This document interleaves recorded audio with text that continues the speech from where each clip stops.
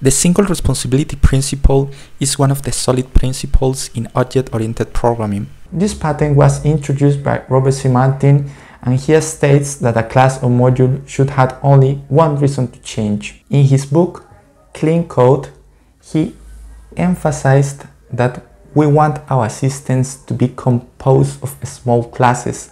Each small class encapsulates a single responsibility, a single reason to change, and collaborates with a few others to achieve the desired system behavior. SRP applies to software components such as modules, classes, and methods. This principle encapsulates objects that share a single responsibility. Such elements are highly cohesive as they provide a unified way of performing a single task. Additionally, SRP is related to the term loose coupling, which separates responsibilities among separate components. The single responsibility principle has diverse applications. Software architectural styles, MVC, clean architecture, DDD, microservices, and other paradigms are divided into layers to isolate responsibilities. Web services, separate modules for authentication, login, persistence, validations, etc.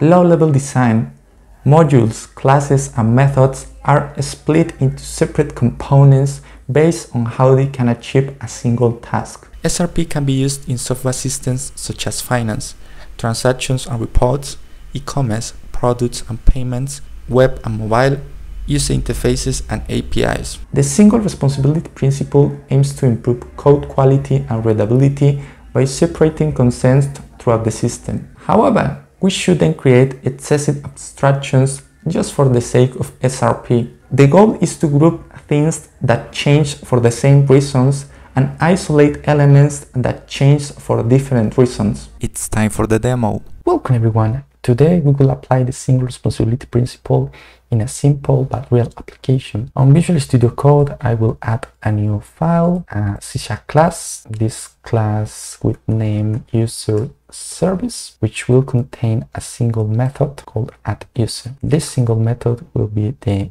scenario for applying the SRP. addUser receives the user DTO as a parameter, and this method will contain 3 tasks. The first task is to validate the input model. Imagine a simple user DTO with 2 properties, name and email. We want to validate if the name is not empty or null, or if the email is not valid. For instance, we will apply a regex function to verify the correct email input and call an isValid function. It's just for demo purposes. It is not valid return. Okay, this will be our first task in this addUser method. The second task could be to add an user in a database, any database, store in a DB. Imagine a DB context which is associated with Entity Framework Core, but it's not limited to Entity Framework Core because we can use different relational databases or non-relational databases. But imagine that we add a new DB context, which we call a new DB context class, and we pass options to connect with the database, and then call DB context that uses, which will represent the user table in the database, and add a user, and then save the changes. And the final task is to send a confirmation mail to the user, which we use any mail client you want to implement. For instance, add the mail client class, which will be associated probably with a NuGet package or any reference to the client, and then define multiple options, and then call make client as send, which we define any model like a message model, which will contain from to template ID and other fields which the message header of the email will require. And now we see that we have 3 tasks. This addUser method has 3 responsibilities: validate the input model, store the user in database, and then send a confirmation email. It has 3 responsibilities, so we're violating the single responsibility principle, because a class, module, or method should have only one reason to change. This addUser method has 3 reasons to change. When we change the validation when we change how we store the data and how we notified the user, or how we send the confirmation email to the user. How to solve this problem? We can use another solid principle called dependency inversion principle. That is that the code should depend on abstractions, not implementations. We can abstract this code by using a pattern called dependency injection. Let's imagine that we will use just dependencies, or just interfaces, to put or to add this plumbing code, these responsibilities in different class implementations. How to do that? As I mentioned, with the dependency injection pattern. For instance, in the constructor, we can inject all the dependencies that we need to add a user. The first dependency could be an iValidation service, which will be an interface, public interface, and contain a single method.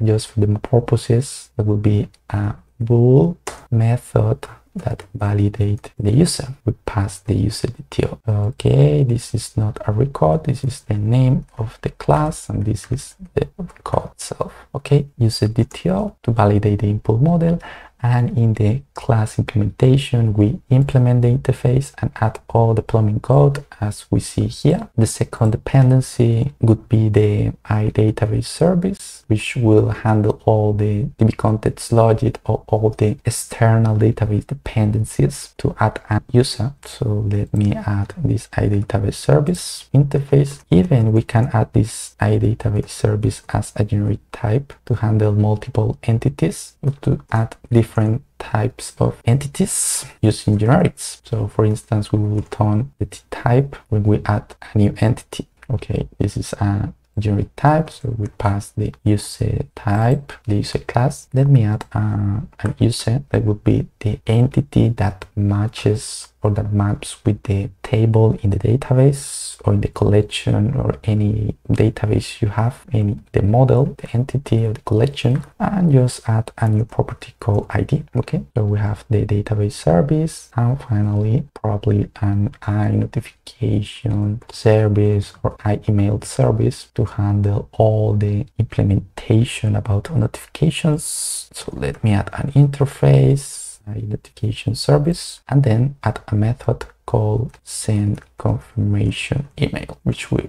pass the user detail. Okay, and now we just add all this plumbing code or details about the implementations in different classes that implements these interfaces. So let me comment out this line, and we can just call validation service. Okay, this is a constructor that we need to add private fields in this class, but for simplicity I will simulate that we have all the global fields in this class and call the method validate user, passing the argument, and same way for storing and using the database, using the database service abstraction, and by calling the add method, which we pass an user. But look at that, this is a different entity. So even we can handle this mapping in a different class implementation. We can extract this code, but just for simplicity, I will map each property, the name and email. To do that, you simply find new user, and the name will be user.name and the email will be user.email. Okay, and finally the send confirmation email will be notification service, and invoking the send confirmation email, passing the user. Look, this add user method doesn't care about implementations. It doesn't care about how the user should be validated, how we store an user in the database, how we notify an user sending a confirmation email. It just has a single responsibility: add an user. What are the benefits of SRP? Separation of consents. By dividing the application into distinct sections, the code will be more structured, modular, and well organized. Usability.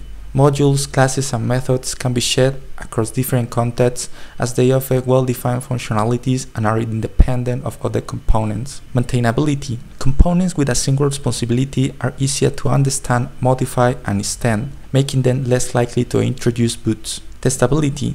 Focused and isolated modules are easier to test and debug. And the drawbacks. Complexity. More classes with a single responsibility imply more code and can be challenging for navigation and coordination between components. Over-abstraction. SRP misunderstanding can lead to uncontrolled abstractions. It's essential to find a balance between single responsibilities and common objects. Performance overhead. Additional method calls and component interactions when delegating single responsibilities can be considered in performance-critical systems. If you want to learn more, don't forget to subscribe.